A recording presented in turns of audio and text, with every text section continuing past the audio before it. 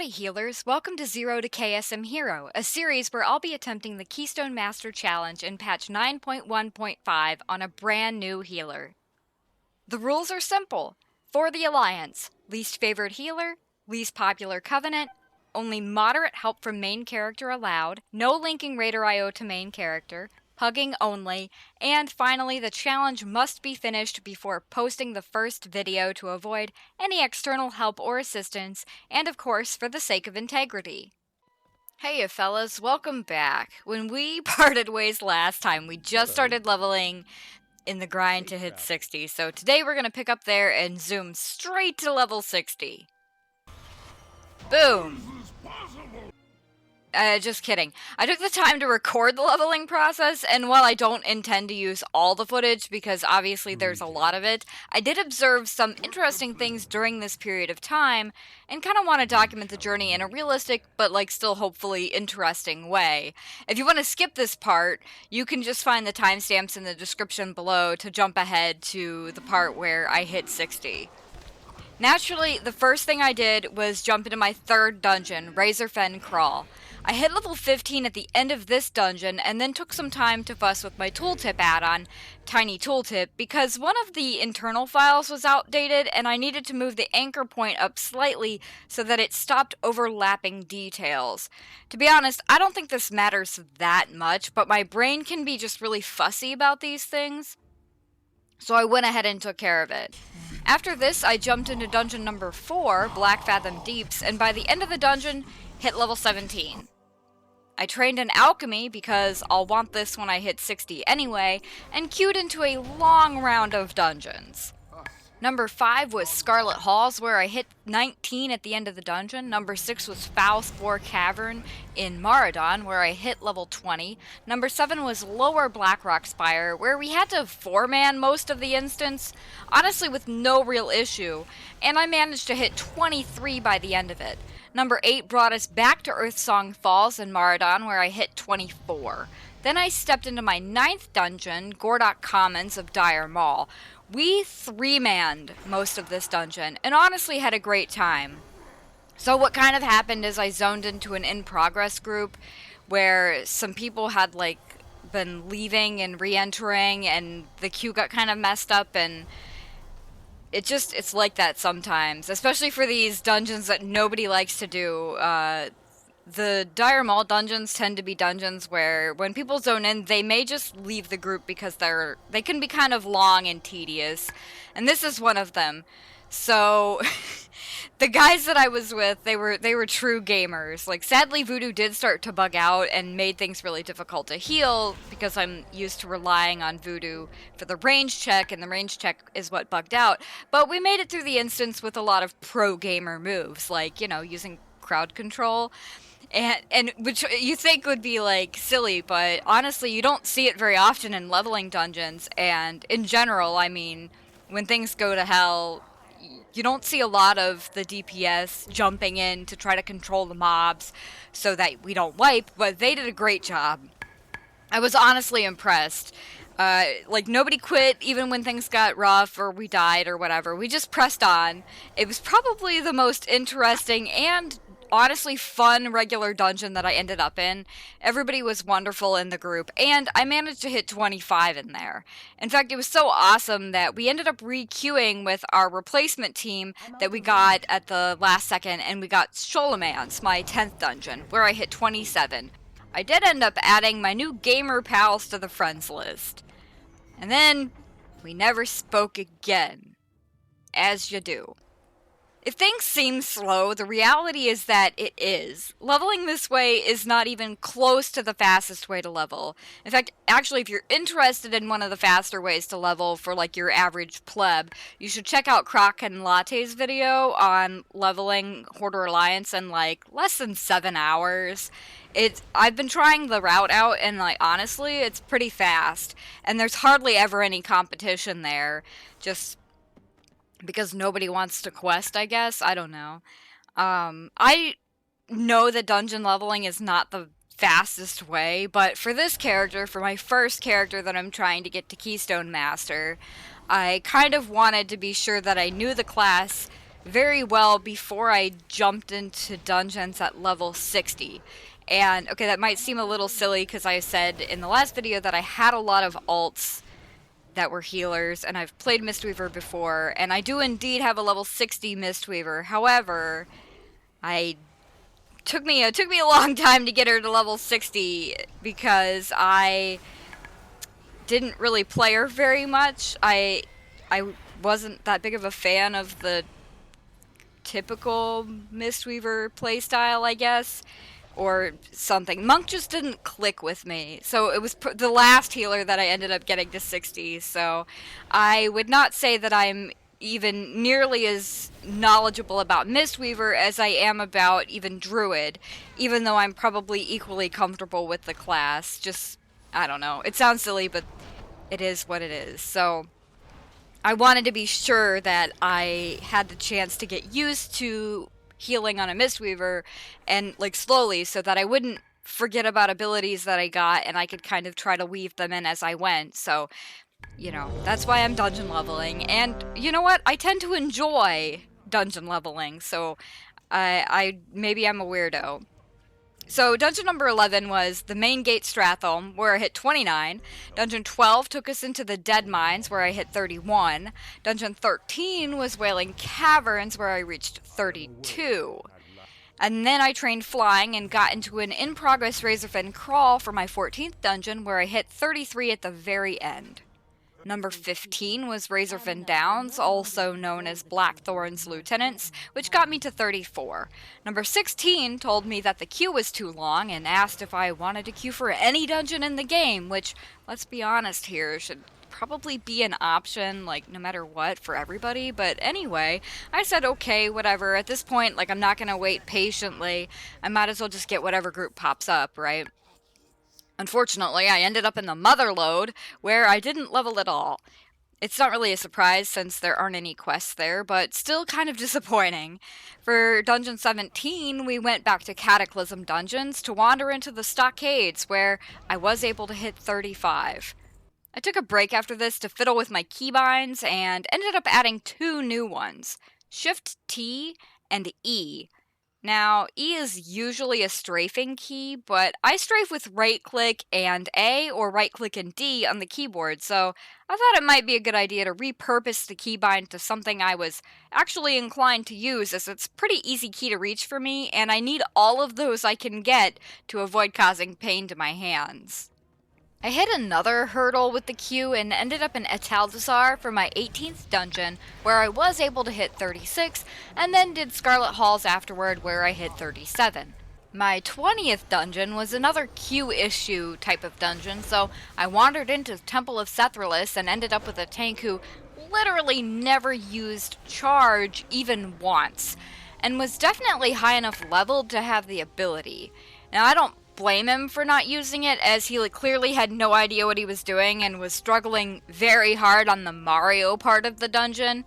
You know, the part where you have to run through the lightning orbs. Now, me calling that the Mario section goes like all the way back to the Cataclysm Heroic Dead Mines, where you fight Vanessa Van Cleef and have to make your way back to the ship by running through an obstacle course, basically. It's a hallucination, and one of the objects that is in your way are these bars of like lightning balls. They look a lot like the fire bars in Mario. So back in the day, we used to call it the Mario Maze.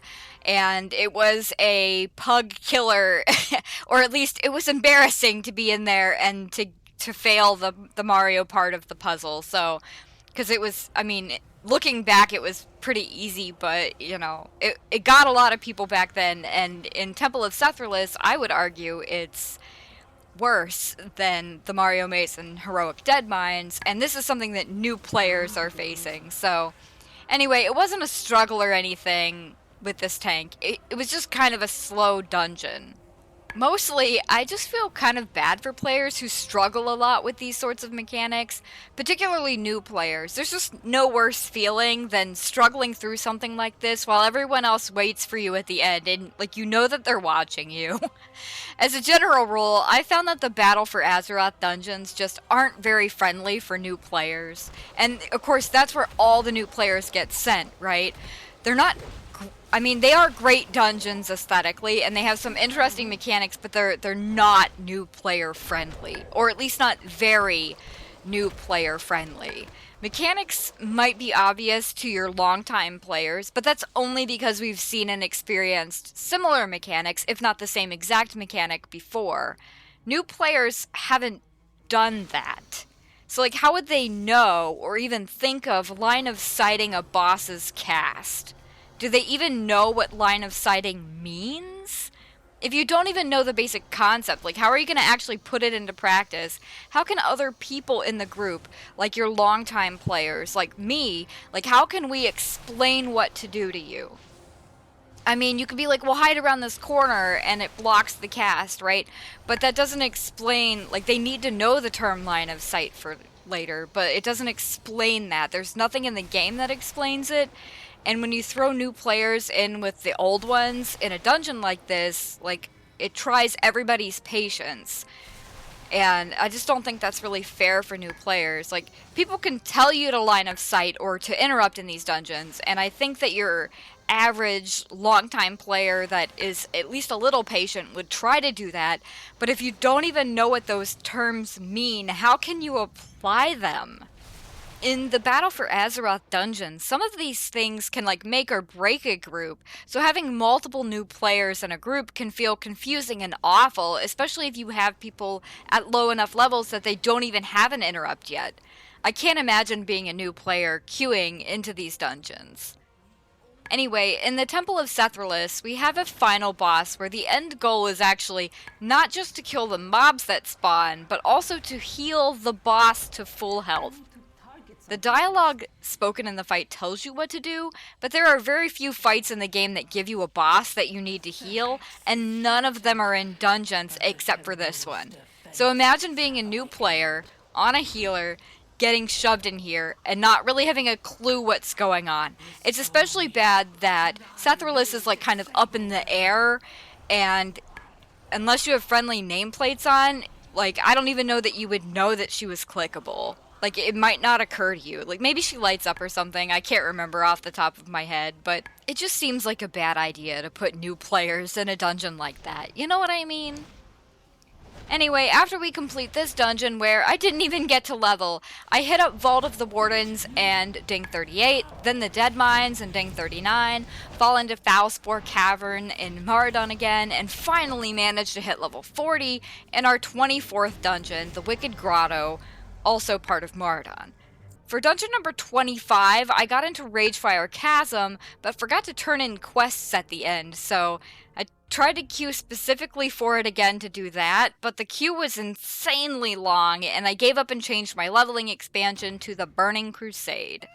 My reasoning for doing this is mostly based on the fact that I only had 10 levels to go, and I did most of the Classic or Cataclysm dungeons already, so switching to Burning Crusade would offer me all fresh dungeons that I hadn't done yet that also have quests. And we do love quest XP. Dungeon number 26 was Mana Tombs, where I hit 41. Dungeon 27 was Auchenai Crypts, where I hit 42. I dinged 43 at the end of Hellfire Ramparts, and then 44 at the end of the Slave Pens. I didn't level at all in my 30th dungeon, Old Hillsbrad Foothills, which just gives me another reason to hate that place.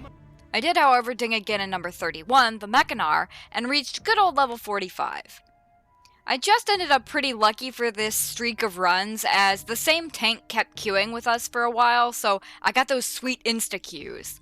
They did have to go partway through the Mechanar though, so things get a bit rough, but everyone was friendly and fun to work with, so we got it done. I found that explaining the fights in this place is well worth the time it takes, and people tend to appreciate it. I was actually leveling in there on a hunter not very long ago, and had a healer express relief that we didn't wipe on the boss that summons the fire ads, due to my explanation of the fight. At the very least, if you explain it, then nobody has to feel silly asking. But the problem is, in this dungeon, there's so many mechanics on the different bosses that honestly, I feel like, and they're not intuitive at all. It's like the one that raises his hammer. When he raises his hammer, you need to get away from it. Melee need to run. The problem is that if you don't know that, you're pretty much dead by the time you realize what's happening, and which is fine for like a learning curve or whatever, I guess. But like this is a normal leveling dungeon, so it feels a bit extreme. You know what I mean? Anyway, after the Mechanar, I finally get into Ragefire Chasm as a specific queue so that I can turn in my quests, but I didn't level even when doing that, so that was a bummer. Kind of made me regret even bothering with it, and I guess I know that for next time. Or, you know, maybe I should just hand in my quests when I'm already there. I ended up in another queue drought, so my 33rd dungeon was Storm Stout Brewery, which was nice because there were quests in there, and I hit 46. The drought continued, and I ended up in Razorfen Crawl for dungeon number 34, and then in Ankahet, the Old Kingdom, for dungeon number 35, where I hit 47. This dungeon was kind of rough also, and I wanted to leave, but I forced myself to stay because of the XP. Now, why was it rough?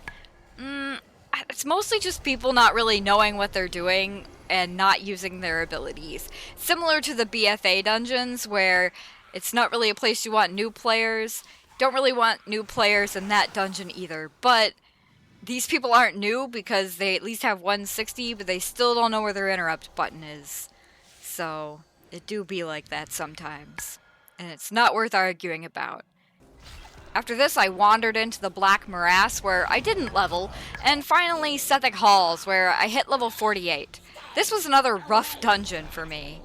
Now, I could have headed to Shadowlands at this point, but my gear is not what I would call good, so I felt it might be best to just keep dungeoning to 50 in Chromie time. For number 38, I ended up in the Mechanar again, where I hit 49. The tank pulled way too fast for my liking, and seemed to have little understanding of the capabilities of the others in the group. Now, I will probably hit on this later in the series as an important attribute to look for in your tanks, but for now, let's just leave it at that. Despite my misgivings, I was so close to 50 that I re-queued with this tank again, and ended up in the Arcatraz. Now, this kind of goes back to what I was saying about a tank needing to know what his group is capable of at all points. This tank did not seem to realize that these DPS were... Okay, and let me back up here. Since this is Chromie time, it means that everybody in the group has, like, a main already leveled to 60. That's the only way to get into Chromie time. So nobody in these groups are brand new players. That said, they can all still, like, suck. They could all be terrible players, right? It's one of those things where... I don't know how to explain this in a nice way, but just, you need to know what your group is capable of. And this tank just ran pell-mell through this dungeon, and it sucked. It was miserable. And I rage quit this group. The only group that I rage quit in the whole journey to Keystone Master was this group. And to be fair to everyone, it wasn't 100% the tank's fault. The DPS were pretty awful. They refused to stack, and in fact, it was like they were not stacking on purpose. Like, they were just out of stack range or whatever. And my thing about this dungeon is it feels like a Mythic Plus dungeon the way that it's tuned, even though it's a normal leveling dungeon. Why is that? I think it's because of the scaling. So you can only queue into it at a certain level, like it becomes available to queue at a certain level, and you're never gonna get level 10 or 12 gods in there. And if you haven't been doing random dungeons lately, scaling is completely whack. Your level 10s are basically gods in dungeons, and your level 48s are like at the bottom of the DPS meters, no matter what. So it's pretty awful. And you kind of want dungeons where you can get level 10s just because they 3-shot elites and it's pretty awesome.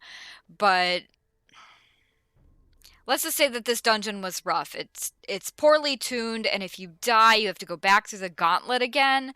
And the gauntlet is the worst part of the dungeon. So, I don't know. Like, honestly, when we wiped, I was just like, I'm out. I can't do this. I hate this place. Normally, I just leave immediately. Like, as soon as I get there, I'm like, nope, and I just leave. It's my version of the Oculus, which is a dungeon famous for people just leaving it. But boy, do I hate the Arcatraz. It's like my least favorite dungeon ever. So, there's my weakness. The Arcatraz. I re-queued, and in yet another Chromie time drought, ended up in Stratholme's service entrance, where I dinged a beautiful level 50 at the end. I took my sweet level 50 talent, cleared my bags, and beelined for Shadowlands. I took Fate's leveling because I'll never, ever, ever do that story bullshit again, and chose my new covenant, Night Fae. I then chose to level in Torghast. After Torghast, I realized I'm an idiot for not buying my Renown token, and I do that. I then queue into Battlegrounds for the hell of it, but we get stomped to death because this is the absolute worst bracket to queue in. I decide it's back to dungeon spamming, but I find out that my eye level is way too low for that, and decide instead to level through Legion time walking. Literally nothing exciting happened in Legion time walking, but I'll go through the dungeons anyway. I hit 51 in dungeon number 41, Vault of the Wardens, and then did Neltharion's Lair and Darkheart Thicket without seeing a single level. I wander back into Torghast for another daily, and then hit 52, before I try to do a battleground and get absolutely crushed again. I do some world quests, hit Renown 47, and level 53. I did Black Rook Hold, and then quested until I hit level 54. Then it's back into the Vault of the Wardens, followed by Eye of Vishara, where I hit 55. Then Darkheart Thicket for Dungeon 47, and Black Rook Hold for Dungeon 48. I hit 56 in Neltharion's Lair, and then did Vault of the Wardens again, followed by Eye of Vishara, where I finally hit 57. Darkheart Thicket was Dungeon 52, then Court of Stars, and finally Black Rook Hold, where I hit 58. Vault of the Wardens was 55, Eye of Vishara was 56, Darkheart Thicket was 57, and finally, in dungeon number 58, Black Rook Hold, again, I hit 59. I was in the final stretch, so I pushed through Vault of the Wardens, Court of Stars, and then Magical Dungeon number 61, Neltharion's Lair, to finally hit level 60. What a journey! And actually, it's just beginning. I immediately started looking around to see what I could do, and tackled the Terrors and Tyrannus Scythe world quest, and then killed Valfyr the Unrelenting, so I got my sweet Shadow Stalker soul. I did the other world quest that was up for Big Anima, and killed the world boss, where I got to 51 renown. It's only at this point that I realize I forgot to do the intro to the Covenant quest, so I do that, and set up my new soul shape, grab my callings. My eye level at this point is a pathetic 143, so I decide to buy some gear. I end up purchasing eye level 230 legs, and eye level 200 wrists, and cloak. At this point, my eye level is 156. If you're at this point in your journey and you lack the gold to purchase items, you can spam normal dungeons to get gear and then heroics, or you can head out to Korthia to do dailies there. I realized I forgot about the conduit token at this point too, so I grabbed that to get all my conduits to eye level 200, and then changed my soulbind to Dreamweaver. Then it's time for the weekly time walking quest, even though I feel like I just did a million time walking dungeons. So I put on a brave face and slammed out all 5 time walkings for the week. Number 62, Vault of the Wardens. Number 63, Darkheart Thicket. Number 64, Eye of Vishara. Number 65, Neltharion's Lair, again. And number 66, Black Rook Hold. And then I queued for Mists of Tyrannus Scythe normal for the calling. Does this feel insane to you? It is. And honestly, me going over this, it feels like it's all rapid fire, but this was over the course of a couple of days or a few days, maybe a week, I don't know. So it's not like I was pushing hard to get to 60, but when I hit 60, it was like, here's this long list of things I should probably do, and because I haven't done any of it yet, I just came back to the game at the beginning of December, so pretty much all that I managed to do was get my main through to Korthia, got the storyline done, and then I ground up to Renown 80. That's it. That's all I got done. And then I rolled this ult. So this is all fresh and new. I wasn't really used to any of it. It was my first ult after coming back after quite a long break. So, I'd probably do it a little bit different now but it's too late for that, so. I handed my weekly time walking quest, and walk away with a 226 one-handed weapon, but I don't have an offhand. However, I am lucky enough to find a cheap one for 306 gold on the auction house, which puts my eye level at 168.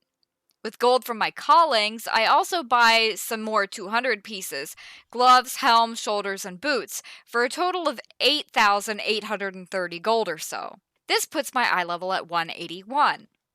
Again, if you lack the gold or you just want to save it, normal dungeons are a very reliable source of gear. If it's been a while since you've been playing and you were thinking about getting back into it, normals drop, I believe, 184 gear and heroics 197. So they upped that by a substantial amount. It makes it much better to get your gear from there than it used to be. So just don't forget to ask people for pieces of gear if it's obvious that they don't need them, especially tanks and healers who may be queuing for the gold satchels. And hey, I was kind of stupid anyway to just not go straight to Korthia and do like dailies or whatever, because you can get, I think, like a weekly piece of gear there or something. So don't be me. Do a little Korthia. Treat yourself.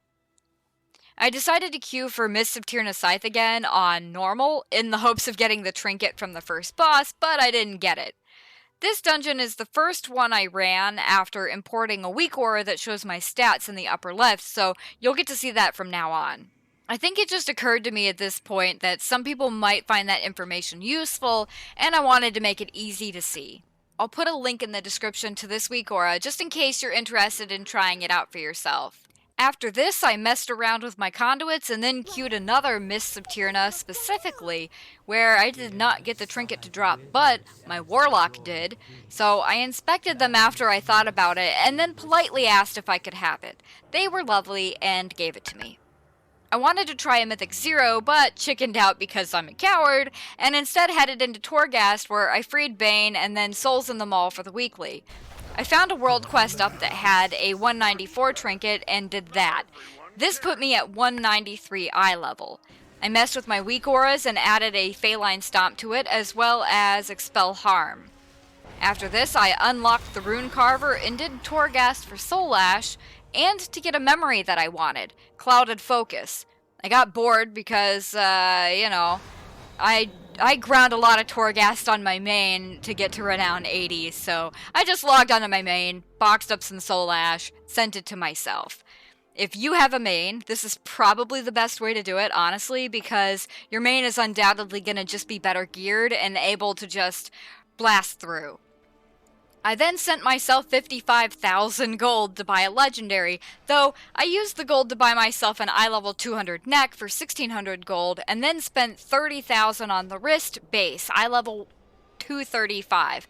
Now, I could have gone for the 262, and I could have definitely spent a lot more gold than I did, and honestly, I think 30,000 gold is a lot of gold for a freaking item, but I didn't want to go crazy, so I tried to find a middle ground where I wasn't buying the best that I could afford, because obviously, like, I have a main, I have an auction house, all of that stuff.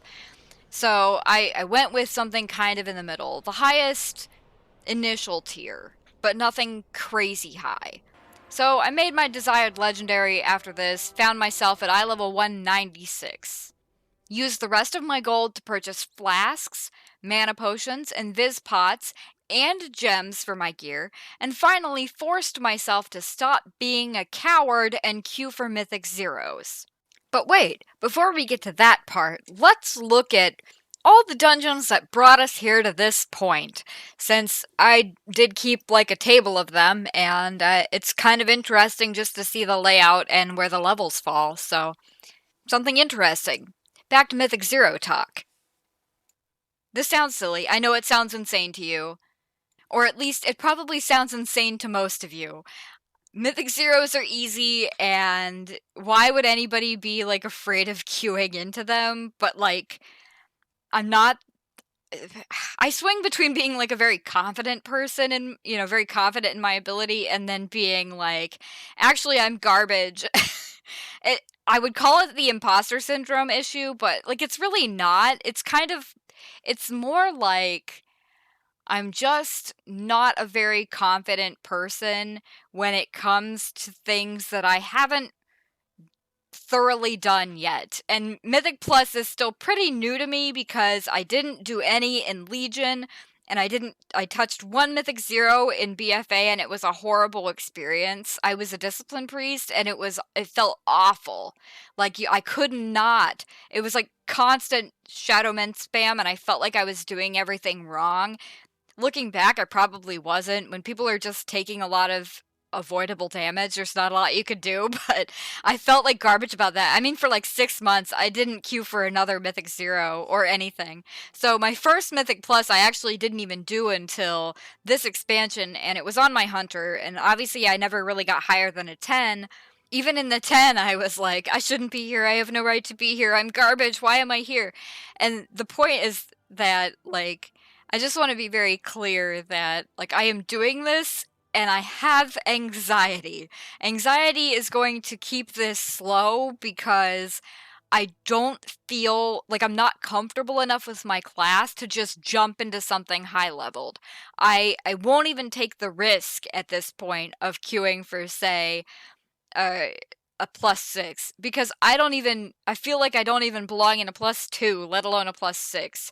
I don't know how much gear affects my ability to heal. I don't know how well I can do mechanics, and obviously with lower leveled gear, mechanics are like even more important. So I just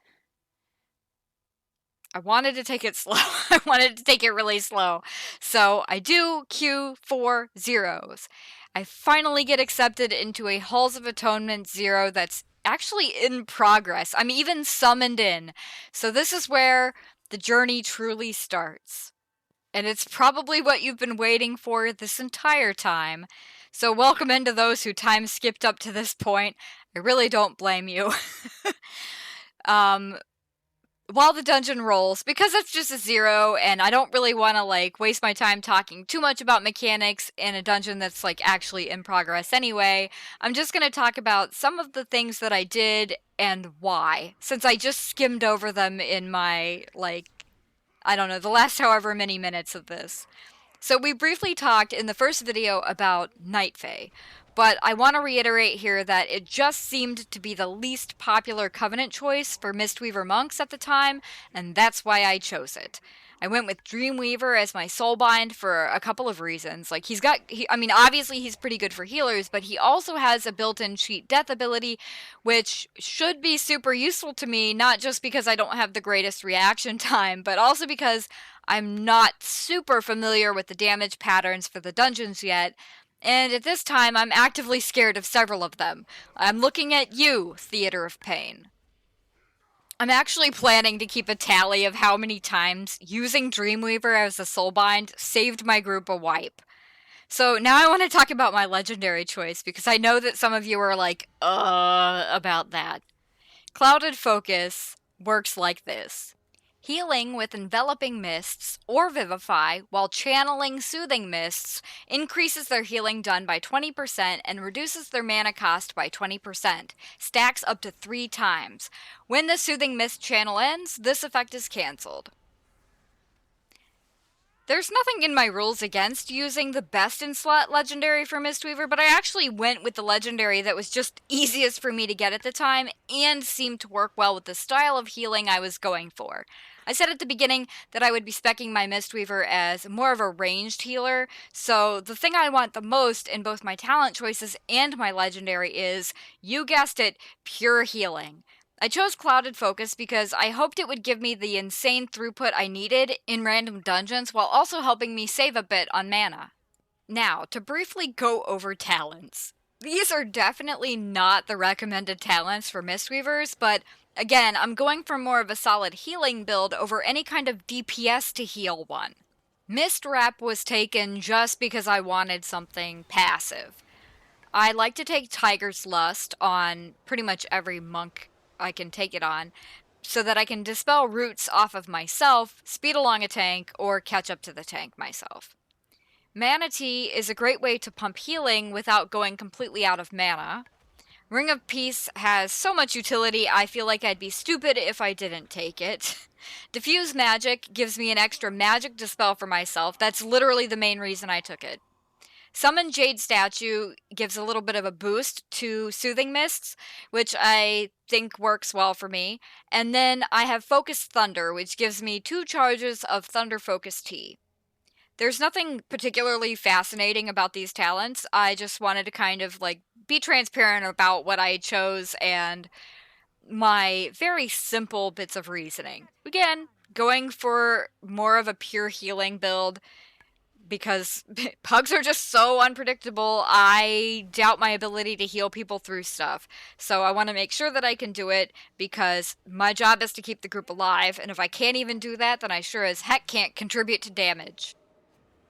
Now, I know this video has been like a whirlwind of events, and trust me, like the editing is one of the most hand-hurting activities ever, but it should get better from this point forward because I don't intend to cut out like huge chunks of any video from this point forward. Obviously, unless I'm just, I don't know, sitting AFK somewhere. So, the whirlwind activity and the cut is over from this point forward, unless that's something that you guys really want, I guess. So, I can't really think of anything else that I really need to go over in specifically in this video, but I do want to mention that at the beginning of the next video, I'll be presenting some bingo cards for us to look at. Now, I made 2. One is going to be for wholesome interactions, and the other for those of the more painful and sad reality that we face in pugs.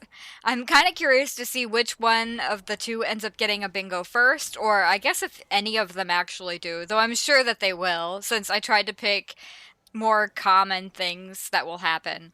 So either way, it should add a little layer of fun to this adventure that we're on, and I'm hoping that you guys will stick around to see that. But for now, let's enjoy Halls of Atonement.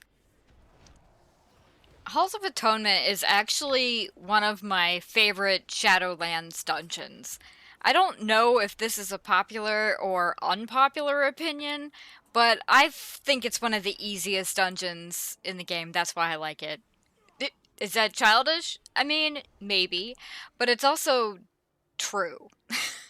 So I really like this dungeon. I just think it's kind of cute. Also, when you see me throw a Ring of Peace down like that and it doesn't make any sense, it's because I meant to throw down my statue and I hit wheel up instead of shift wheel up on accident. So that comes with having like uh pinky and ring fingers that don't have a lot of feeling in them. When I hit the shift key, like I can't sometimes tell if it's even pressed down. And obviously I don't want to press too hard because I don't want to hurt myself. So yeah, I end up doing that all the time. Anyway, I really like Halls of Atonement because it's simple, it's easy.